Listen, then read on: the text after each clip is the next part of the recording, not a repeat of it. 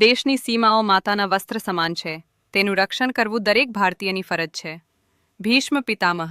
નમસ્કાર દર્શક મિત્રો, સરહદ ન્યૂઝ ચેનલમાં આપનું સ્વાગત છે. હું અનિતા ગોસ્વામી. હવે જોઈએ સમાચાર વિસ્તારથી. ડીસાથી માલગઢ જવાના રસ્તા પર અજાણ્યા યુવકની લાશ મળી.